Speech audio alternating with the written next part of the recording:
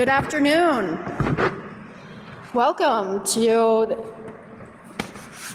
Islander EI.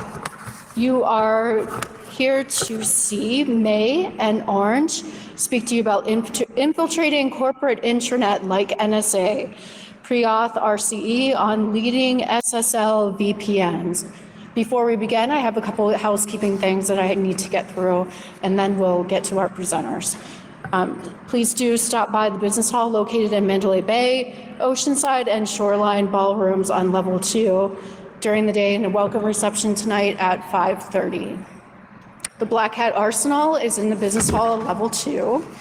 And then please join us for the Pony Awards in Lagoon J, K, and L at 6:30 this evening.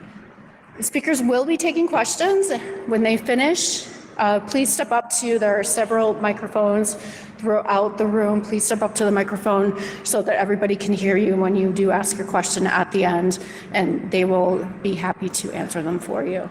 So without further delay, May and Orange.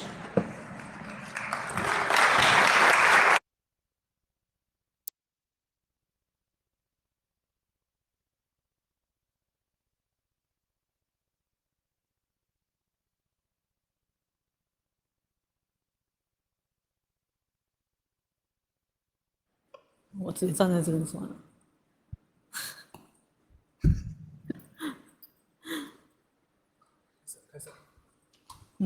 Yeah. Okay, hi. It's good to be back. Nowadays, virtual private network becomes more and more prevalent. For enterprise, SSL VPN is the most convenient way for their employee to access the corporation network.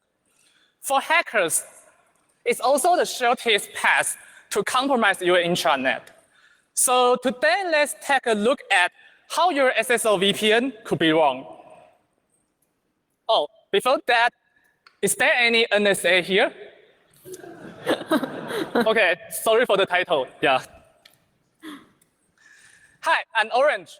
We are from DevCore research team in Taiwan.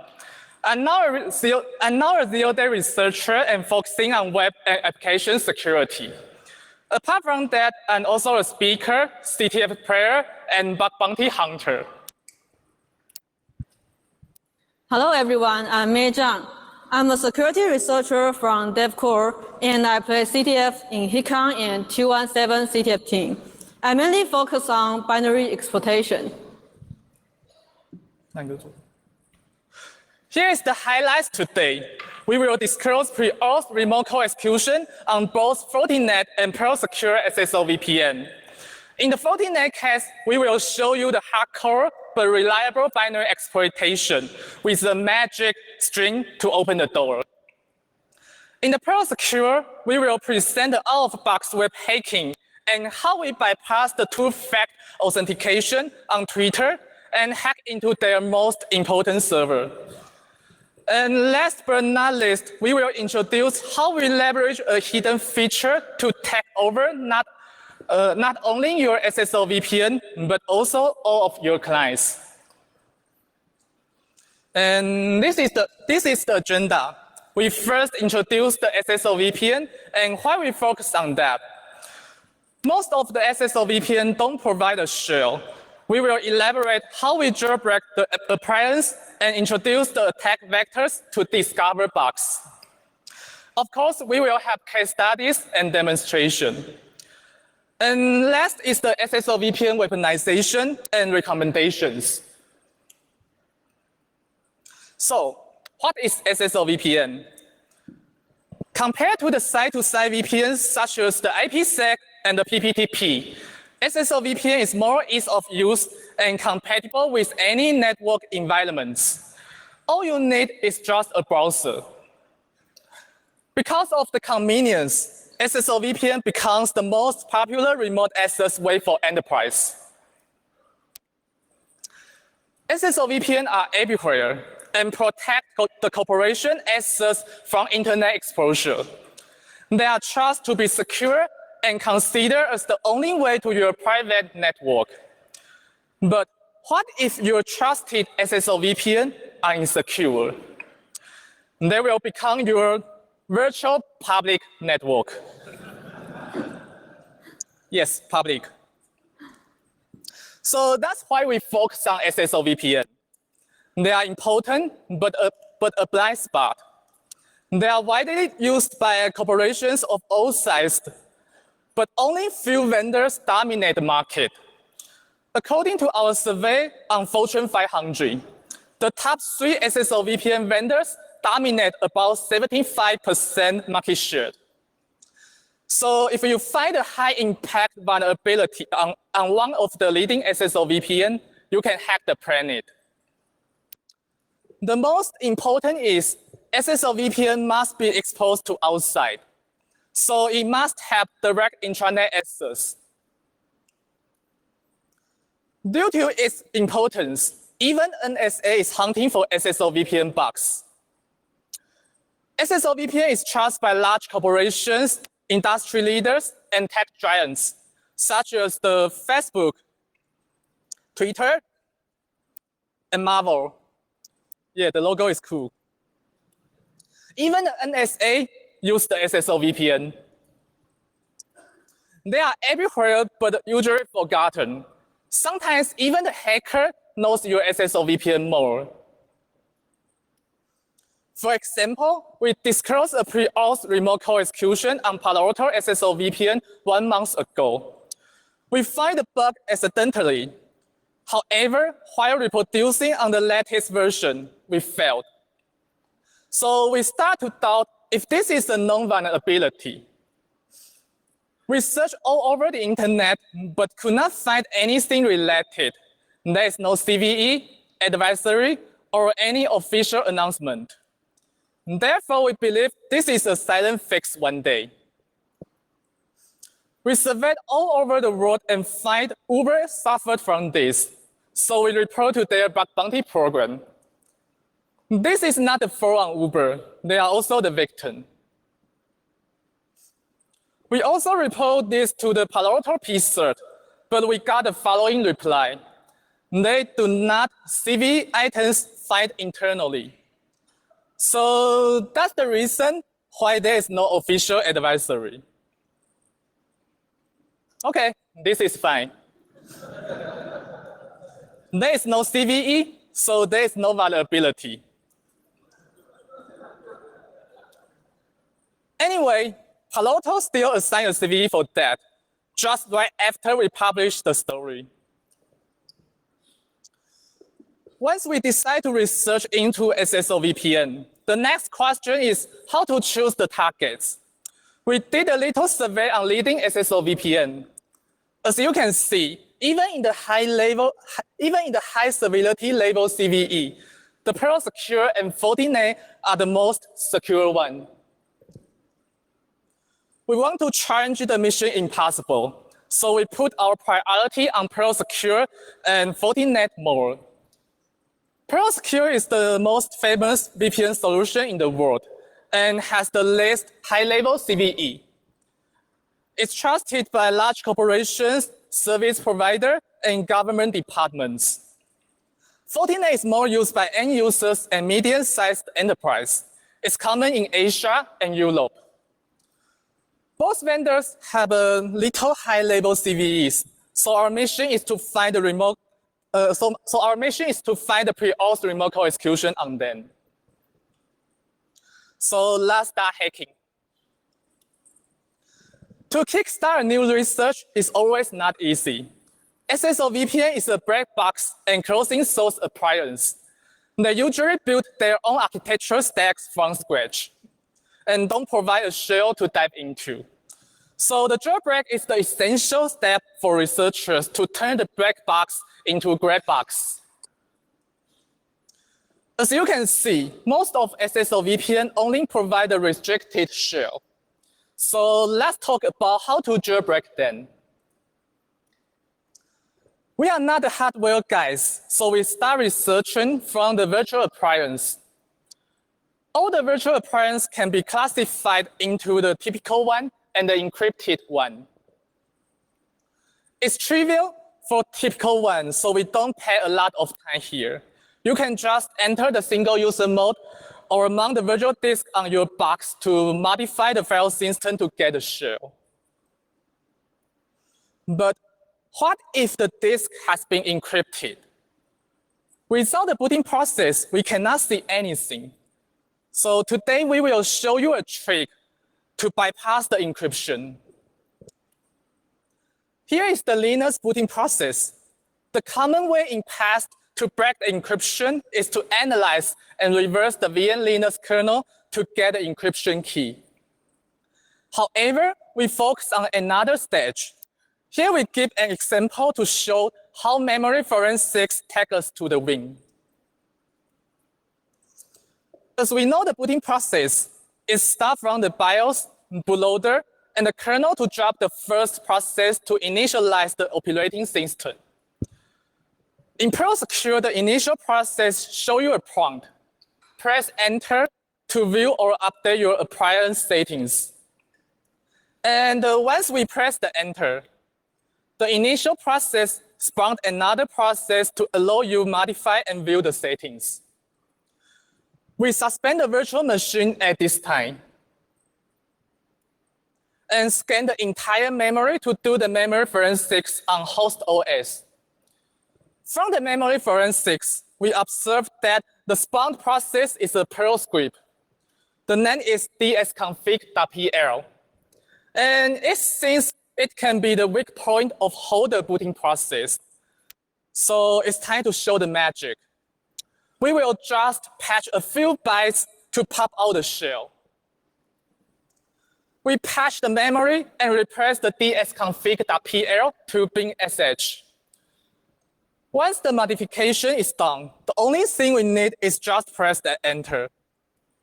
And we got a shell. Now we have the full control of the system and can do further debugging and analyzing. So now we can start hacking SSL VPNs. But where is the bug? There are many daemons running on the server. They are usually complicated and hard to analyze. Digging at the correct place is important for us. So we propose some attack vectors specific for SSL VPNs. We'll talk about a special feature called Web Vpn. It is powerful, but also vulnerable sometimes. We got lots of bounty from this feature. It's just like our slot machine. The next one is the native script language extensions on SSL VPNs and how they can be dangerous. And we'll also introduce some multi-layered architecture problems. Web VPN is a convenient proxy feature. It's portable and clientless. It proxies all kinds of traffic through the web browser. It supports various protocols like HTTP, FTP, and RDP. It also handles many web resources, such as WebSocket, JavaScript, and Flash. We don't need to install any software. Only click on the browser, and we can connect to all the services. Sounds powerful, right? Apparently, it's not easy to implement this feature. Some vendors choose to implement by themselves. However, protocols and web resources handling are prone to memory bugs. Think about SSL VPN processing SMB or Flash. You know how hard it could be. Also, this requires high security awareness. For example, we found some debug functions, sensitive data without encryption, and information exposed carelessly. Some vendors decided not to reinvent the wheel. They modify from an open source project directly. But they copy the code and also copy the bugs. This kind of software are hard to maintain, update, or patch.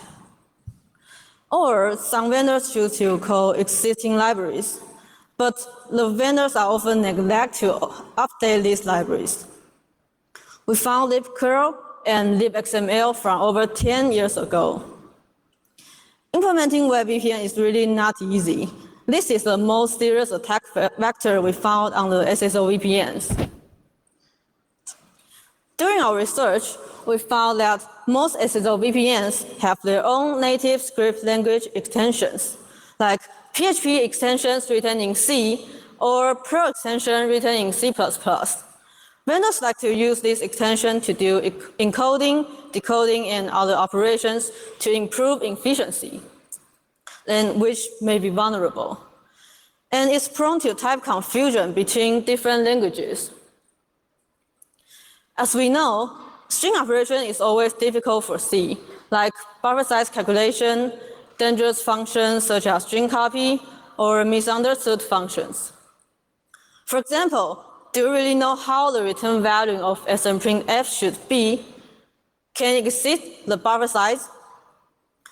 Actually, it's possible. So calculation like this will cause an integer overflow. The type of these extensions are also confusing. Although they seem the same, but do you really know what type it is? Do you know if you're using it safely? Who knows? And this may cause serious problems. The last one is the multi-layered architectural problems. When there are different standards for processing the same thing, the inconsistency between them will lead to problems, such as attack surface on the web reverse proxy and Java web backend, the talk from Orange in Black Hat last year. And here we give another case. This is also an SS control bypass. It's on C web server and RESTful backend. The regular expression dot plus matches too much, so we can leverage this to match the dot dot slash to access the privileged pages. Okay, so here is the special attack vectors we found on SSL VPNs. Following, we're going to talk about two case studies. We will show how we get pre-auth remote code execution on FortiGate and ProSecure.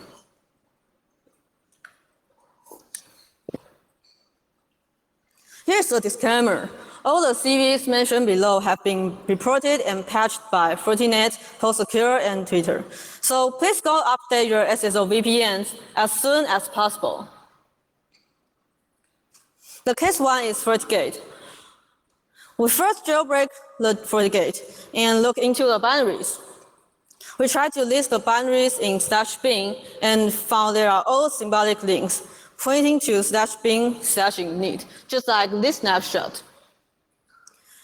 This FortiGate compiles all the programs and configurations into one single binary. This makes the init program really huge and annoying. The IDB file of init is up to 500 megabytes with 85,000 functions, and they are all stripped, no symbol.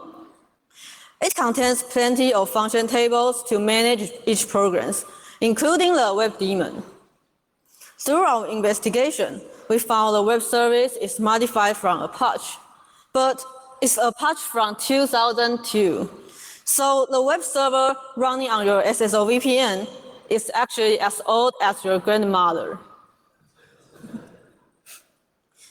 Compared to the admin page, the user login interface is the only one that's definitely exposed to the internet. It looks like this, a simple login page, no other buttons or functions. So we're gonna exploit through this interface without authentication. We will talk about 3 bugs today. First is the pre-auth remote code execution chain. We combine 2 bugs, a pre-auth arbitrary file reading to log in, and a post-auth heap overflow to get a shell. We also introduce an interesting bug, the magic backdoor, which can modify any user's password with a magic key. Let's start with the file reading part. It was a function used to show corresponding language for users. It concatenates strings directly without a // filter, but a JSON extension appended automatically. So it seems like we can only read JSON files. Think about it. Can we remove the JSON and read any file we want? The answer is yes. We can utilize the feature of SMPrintf. According to the main page, it writes at most size -1. The buffer size is fixed here, so we only need to make it exceed the buffer size, like this. We fill it up with slashes, so the path after SMPrintf becomes like this. the appended JSON exceeds the buffer size and is stripped by the SMPRINTF. Then we can read however we want. After getting arbitrary file reading, we found something interesting. We call it an SSL VPN mystery. It appears in many products, not only FortiGate, but PostSecure or other vendors. The mystery is they hold an excessively detailed session file on the SSL VPN. The file is called SSL VPN web session. What's the content? Session token, of course. IP address, sure. Username, indeed. Plaintext password. Are you kidding? You should never store any plaintext password. We really wonder how it's become popular. Let me guess. Maybe they learned it from Google or Facebook or Twitter. Who knows? Just kidding. Anyway, these plaintext passwords are really convenient. We don't need to crack password anymore, and we can log in easily. Today, we're going to utilize the Web VPN feature. As you can see, it supports many protocols. Let's try the HTTP. We only need to type URL, and we can connect to the website through Web VPN. Look at the URL, we can see that we're still connecting the SSL VPN. So it proxies the whole website for us. And if we look into the elements, we can find the URL of resources are also from SSL VPN. It rewrites all the URLs for us. As you can imagine, this involves in heavy string operation. So here is the heap overflow. It occurs in JavaScript parsing, and it's simply because lack of length check while memory copy. The buffer is only 0x2000, but the input string is unlimited. Generally, we do some heap function to overflow a nice target and control the program counter through code execution. But the situation is difficult in FortiGate. We faced something destabilizing. First of all, the web daemon handles connections with ePOL. So it's a single thread process, and the main process and libraries use the same heap.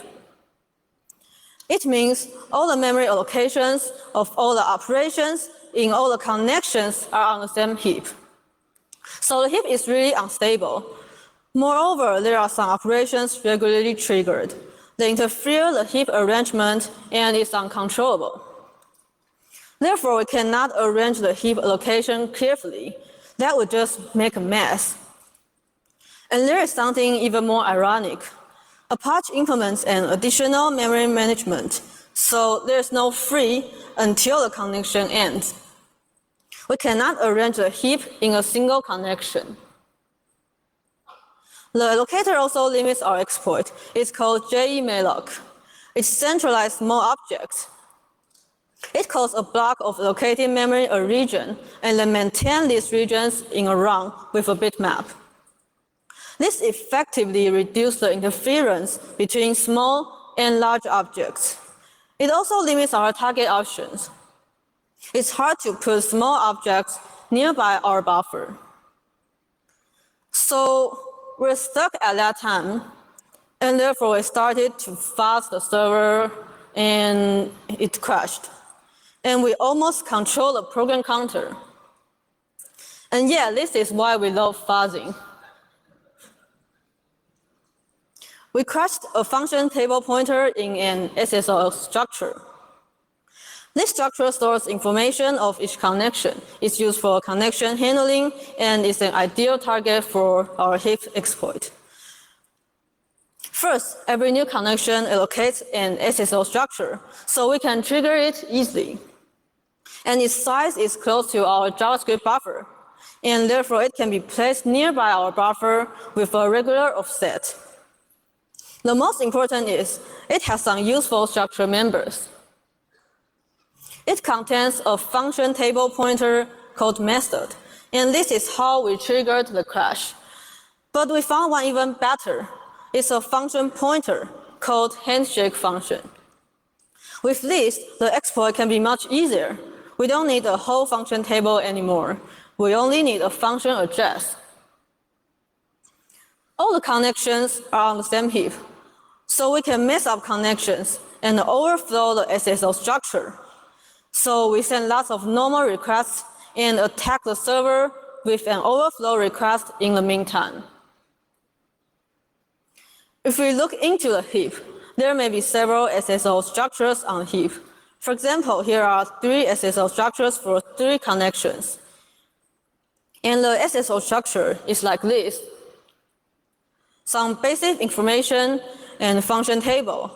And the function pointer is now pointing to an SSL function, SSL accept. Now if we trigger the JavaScript parsing, and the JavaScript buffer is allocated ahead of these SSL structures, then we can trigger the overflow and override the SSL structure members like this. So now we fill up the SSL structure with capital A's and make the program crash. What we need to do next is clear. We only need to forge a correct SSL structure with a fake function pointer, like the address of system. So when the victim connection is trying to do handshake, the program executes whatever we want.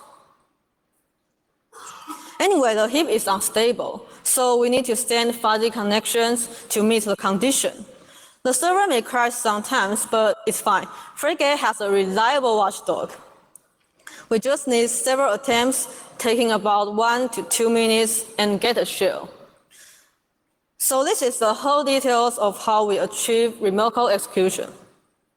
Maybe some of you are not binary guys, so you may wonder is there any other way to get into the server? So why not find another door to make your life easier? We found a magic backdoor in the login page.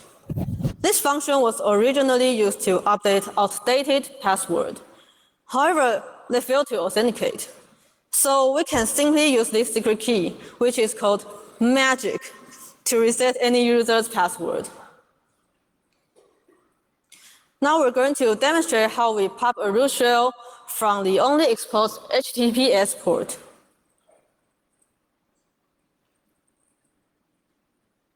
We put our PHP exploit on an HTTP server. This is our exploit. In order to control the parameter of system, we first do a stack pivot and make our buffer become the stack. After that, we do an RP chain to call the system.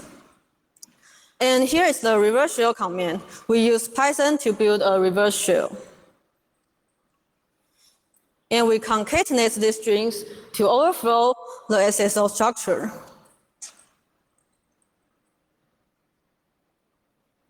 Now we can start hacking. In the first panel, we open a port to receive the reverse shell. And here we start a fuzzing thread to build multiple connections.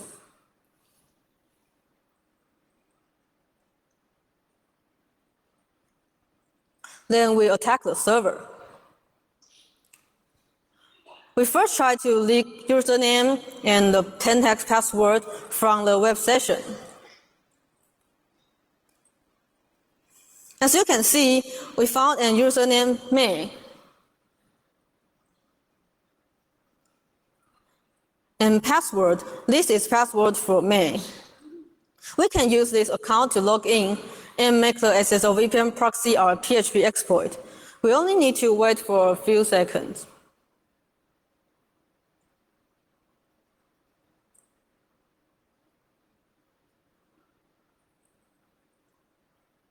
Okay, here we got the root shell.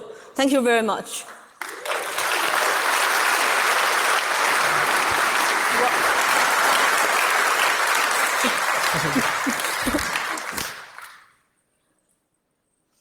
The next case we talk about is PearlSecure. PearlSecure is the market leader of SSL VPN and was formed a divestiture of Juniper Networks. They are a Perl lover and built all the architecture stack from scratch. The architecture is old but stable and secure. And it's worth to mention, PerlSecure hooks all the process by LD preload due to the monitor and security consideration. We will discuss this later. Here is the vulnerabilities we find. Among them, we will introduce the pre-auth arbitrary file reading and the post-auth command injection. We turn these two bugs into the pre-auth remote code execution. The first bug is the pre-auth file reading. PerlSecure introduced a new feature called HTML file access since version 8.2. It can access the telnet, SSH, and remote desktop by browsers. In order to adapt the new feature, PerlSecure created a new if condition to handle all static resources. Thanks to the new feature, the original strict validation has been bypassed. So another effect by this, all unpatched versions except the end-of-life version are affected. Here is the payload for you to check your Ssl VPN. When there is a special path in the end of the URL, the path validation becomes loose. And what can we get from this? We can get numerous useful information, such as the server private key to decrypt the SSL connection. We can also get important configurations, such as the radius and the LDAP password. And all users' password hash and sensitive cookies, which are cached in the Web VPN, like Google, Dropbox, and iCloud. The last and the most important is the cached plaintext password. Yes, plaintext again. For now, we get the credentials, so we are able to access the corporation network easily. However, our goal is to get code execution for persistent and further actions. So here we chain a command injection in management interface together. From this code fragment, it's very obvious and straightforward. If we can control the options, we can inject arbitrary command to this Perl function. And of course we can. We can control the options from the troubleshooting page. So, is that simple? No, I don't think so. In order to avoid potential vulnerabilities, PerlSecure applied a lot of hardening on their products, such as the system integrity check and the read-only file system to protect from backdoors in Chrome tab or web root. The most effective hardening is the Dsdf Module. It's like the safeguard to protect Perl from dangerous operations. The Dsdf is a Perl module which is written in C++. The module implements its own command parser and hooks several dangerous functions, such as the system, open, and backstick. It also disallows numerous bad characters and re-implement the Linux I/O redirections in Perl. So due to the hardening, we cannot perform any command injection. We tried several ways to bypass the hardening. Of course, the first come out of my mind is the argument injection. However, the TCP dump in PerlSecure is too old. So it failed because it didn't support several juicy features, such as the post-rotate command. While examining the system, we find PerlSecure store the temporary cache in a directory. We try to write into this directory, but we can't use standard out because it's already directed to null device. What we can do is only abusing the set file argument, but it seems there is no way to generate a polyglot file in both Perl and PCAT format. So it's time to dig deeper. We dive into the Dsdf implementation to see is there anything we can leverage. We found a flaw in the command parser. When there is an incomplete I/O redirection, the rest of the I/O part will be truncated. However, also we can recontrol the standard out, we still can't find any way to generate a valid Perl. So let's think out of the box. Standard out is uncontrollable, but could we write the script by just standard error? When you force the TCP dump to open a non-existent file, it will show the error. No such file or directory. From the error, it seems we can partially control the message.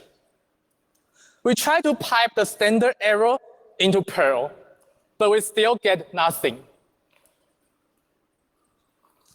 However, when we try to use another file name, such as the print123 with a hashtag, we try to pipe the standard error to Perl again, and the magic happens. The Perl print out the 123 without errors. Okay, the Perl 101.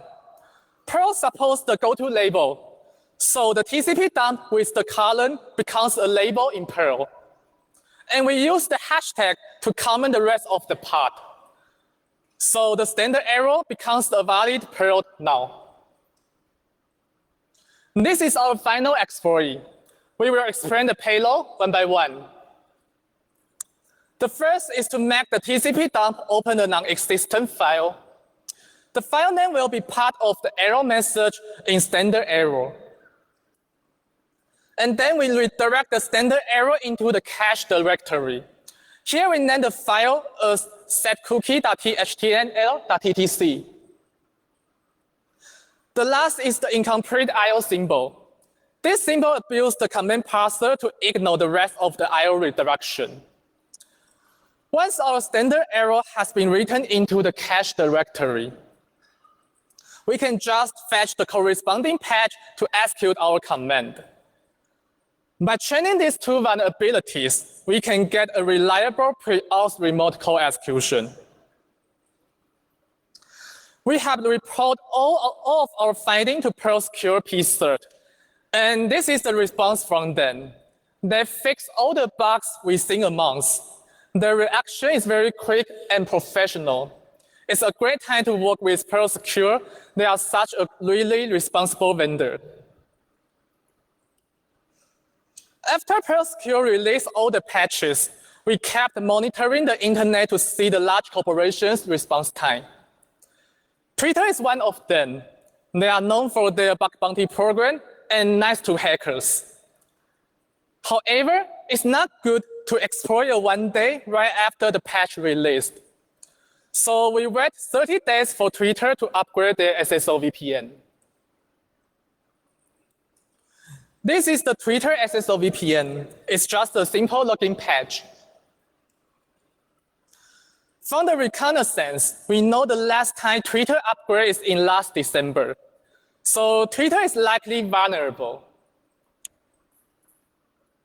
We have verified the bug and got a bunch of user credentials in plain text.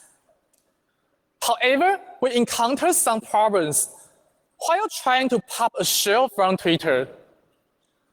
Yes, the first problem is the two-factor authentication. Due to the two-factor authentication, although we can get the plain text password, we still can't do anything. So the first thing we need is to find a way to bypass that. We observed Twitter enable the roaming session. Roaming session is a feature to enhance the mobility. It allows a session from multiple IP locations. So once we know that, we download the database and forge the session to bypass the two-factor authentication. And finally, we log into their instance. The next problem is the access control in management interface. As we mentioned before, we have a command injection here.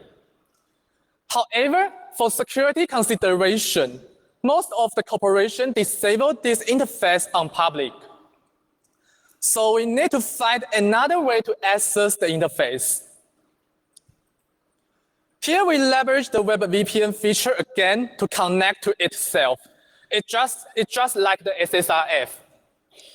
We use the 0 to bypass the SSL protection and access the management interface. Finally, we got here. However, the last problem is that we don't find any manager's plaintext password in cache. Practically, most of the manager only log into their instance at the first time. The only thing we have is the password hash in sorted identifier crypt and SHA-256 format. So we launched a 70-core AWS to crack the hash. And 3 hours later, we cracked the hash and successfully logged into their management interface. We are lucky because the length of the password is only 10, and the first character is capital B. It's on a very early stage of our cracking queue. We exploit our command injection and try to run the command ifconfig. And yes, we got a shell. We report all of our findings to their bug bounty program and got the highest bounty from Twitter.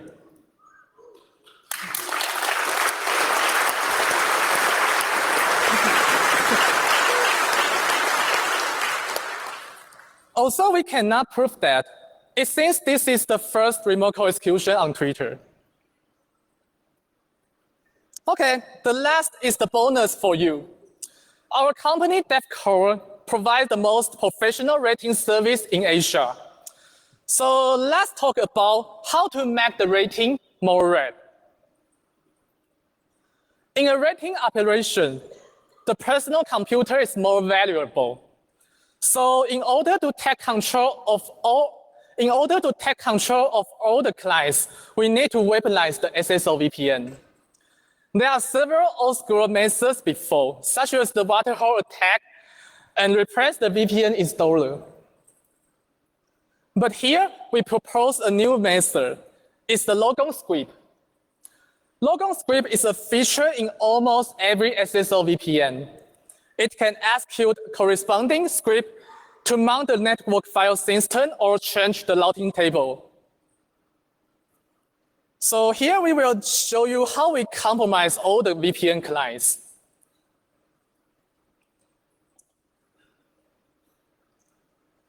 This is our demonstration. As you can see, the exploit needs one argument. So we append our target right after the exploit.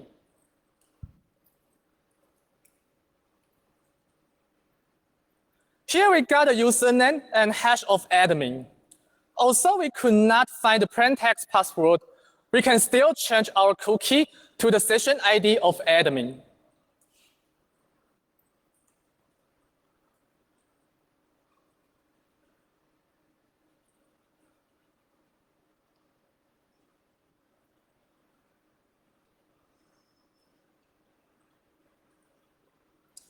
Okay. Once our modification is done, we can access the management interface.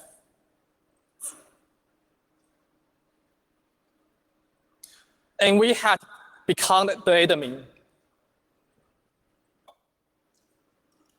Here we leverage the feature on the user loads, users, and the VPN tunneling. We find the Logon Script section. Here you can see the Logon Script supports not only Windows, but also Linux and Mac OS. We use the calculator as our backdoor.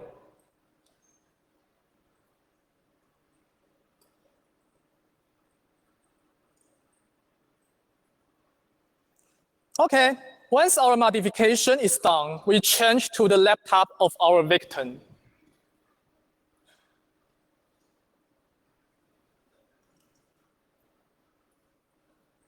The victim launched the Perl-secured agent and tried to connect to the SSL VPN with his username and password.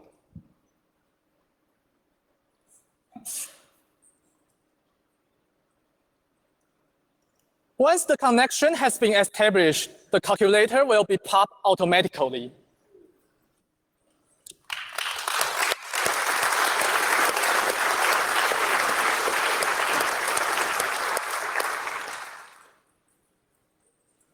Okay, here we finish all of our slides. But how to mitigate such attacks? Here we get several recommendations. The first is the client-side certificate. Without the certificate, the malicious connection will be dropped during SSL negotiation. The next is to enable multi-factor authentication. It can decrease numerous attack surfaces. And the last, remember to enable full log audit and subscribe the vendor's advisory to keep your system updated. This is the end of our presentation. Here is our contact information. We will post the detailed story on Friday. So please check that and let us know if you have any further questions. Thank you for being here. Thanks.